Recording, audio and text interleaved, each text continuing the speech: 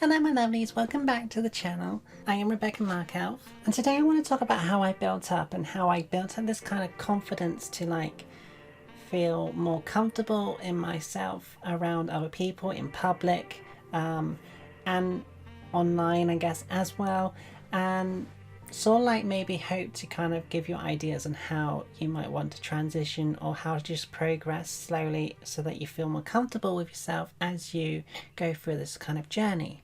And damn, is it one hell of a journey. So first of all, first thing I started doing, after I kind of sort of discovered that I wanted to transition, and felt as a woman, I started telling the people I could trust. So in this situation, I actually told my best friend, my sister, another friend of mine, and another friend who happened to be a neighbour. And what I kind of did was started forming sanctuaries, if you will, places to go in that isn't exactly public, but places to go to so I could be myself and feel comfortable without any kind of judgment or anything like that. So my best friend was one of the people I did go to the most, and that was when I liked to play video games and stuff like that, but they didn't mind me dressing female. And it was so weird looking back at some of the photos of how I looked way back. And way back is only a couple of years ago for me.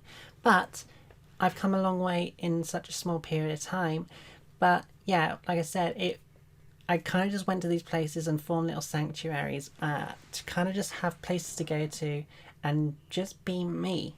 I dressed up the way I wanted to be, go for a drive, and then I'd be at someone's house and just have a nice time as if everything is still normal, and just be treated as if nothing's changed. So I also did some things like night walks where I would basically dress up as my female self and I'd go for a 5-10 minute walk. And so at night it's not as busy, so I would have less people to look at me, or people just wouldn't even notice, so that I could just kind of build up this confidence without feeling judged or anything like that. And I know how hard it is when you feel like everyone is judging you, but in quite a lot of cases most people just don't give a damn. And then I would kind of basically progress these walks into further walks and maybe earlier walks. And also, if I went to my friends, and we wanted to get I don't know, some fizzy drinks or some treats and snacks and stuff like that, I would go with my friend to the shop in the evening or something where it's a little more busier, but it's still not too busy, so I'd still feel comfortable.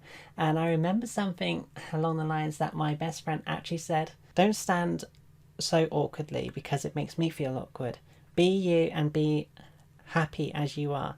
And that kind of made me feel yeah, I should be much more happier as I am. And that kind of changed a little bit of my perspective. And I think in some ways he was right, that if I feel awkward, then I'm going to make others feel awkward and make it seem more obvious to myself that I feel a little more out of the comfort zone, and I should just own it.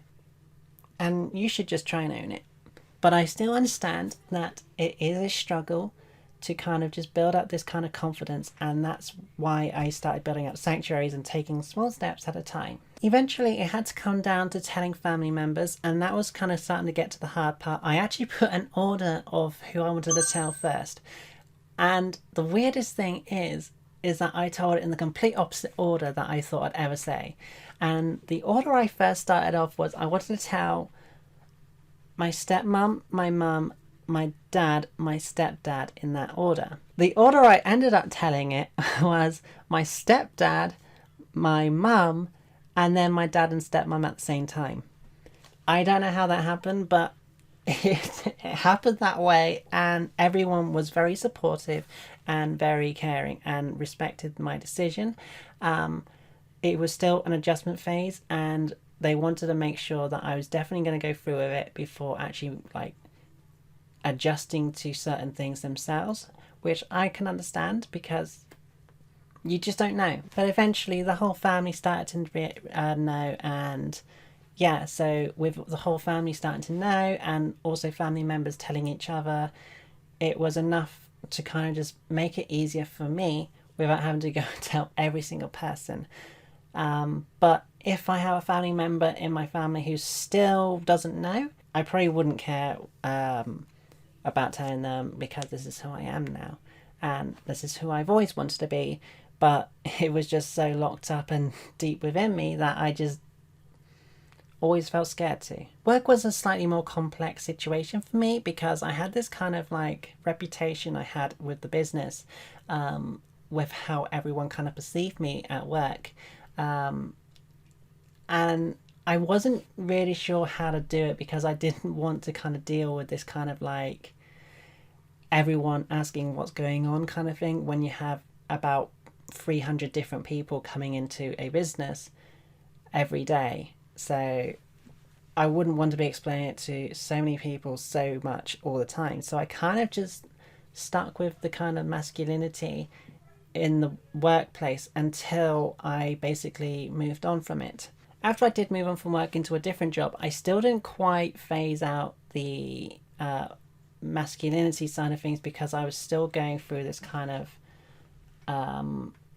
discomfort in a way, because I was working in catering, and when you're in catering, generally you're wearing a hat and a hairnet or something like that. So I really have a sort of conscious issue of dysphoria with my face.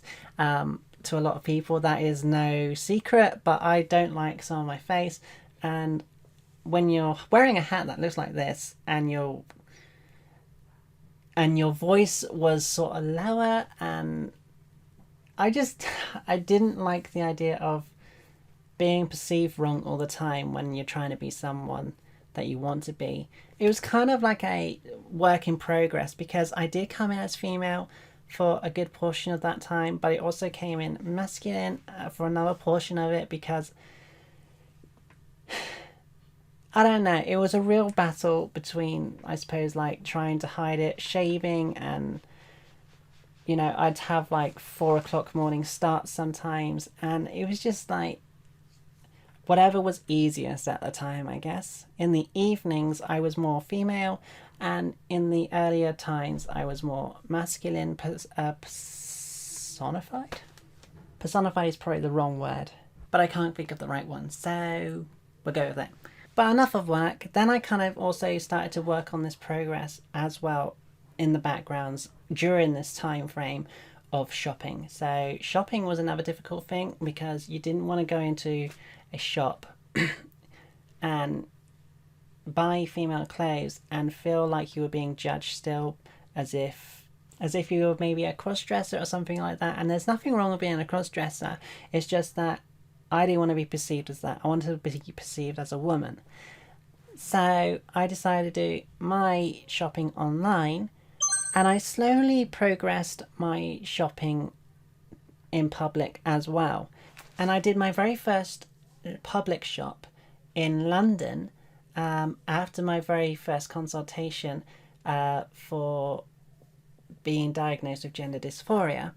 And that was kind of one of the biggest moments for me because I've never been shopping before for myself for female clothing, and I was so conscious of what I was doing. I asked the sales girl. I asked the sales girls if I could use the female changing room, because I just felt like I should be at least polite, and I didn't want to make other people feel uncomfortable just in case. But yeah, that was the first time I did that, and I bought this top, actually. I bought this top. This was one of my very first this is my first bought top in public, and I love it. I love this top. So yeah, it was just another build up of that kind of thing as well.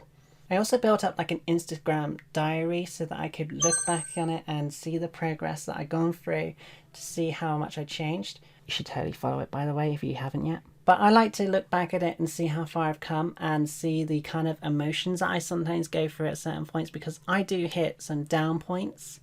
I hit some really good points where I feel the most prettiest girl in the world, but then I also feel like the ugliest person, the most disgusting person in the world. And I think that's part of the battle, part of the journey, and part of the story. People are there to follow it, but it's mainly there for me to kind of reflect on, and for inspirational motivation for other people to know that there is a bit of a struggle and a journey to go with this. I also ask for opinions on stuff like clothes going together and makeup, if I looked good enough, and I try to go for a fairly natural look if I can, as much as possible. And I guess, yeah, you ask your parents or like ask your mum or your stepmom if you look okay. And I've generally had the okay quite a lot of the time, but sometimes they might go, you might want to just tone that down a bit. So yeah, that's kind of how I basically went through the journey of kind of transitioning and building up confidence. Right now, I could probably go into any shop and buy female stuff without any hesitation, because yeah, of course it's for me. I present as female, and that's how I want to be perceived as. But I think my biggest point is that when I started off, it was all about just building up these mini safe spots, these safe homes, these sanctuaries, whatever you want to call them, and just building up from there, having just that person to talk to, that place to stay without feeling judged, made the whole process that little bit easier for me. And yeah, I don't think I'd know what I would have done without my best friends or my sister at the very beginning of it. But yes, I think I want to end it here. I just wanted to kind of just put forward that there is no rush to how you do it or how fast you go. Some people could probably just go from male to female in an instant and just go out there and don't care. I personally wanted to build up that confidence and rebuild myself as a person, and I think that's okay. Just remember that everyone is different and everyone has their own journey to get through. They have their own battles, their own struggles. They want to do things their way. Sometimes they want to go at their own speed or pace. So go at the pace you need to, and there is no rush. Anyway, if you made it this far, then I thank you very much for actually watching my videos. Sometimes I'm unsure if my content is good enough or entertaining enough. But we're on the way to the first 25 subscribers, and it's really nice to see that people are sticking around. So I'm really happy and that you have decided to join me on this journey. So thank you. Let's see who can be the first 100. Bragging rights included. But anyway, thank you very much for joining me. I've been Rebecca Markelv, and I hope to see you in the next episode. Take care of yourself.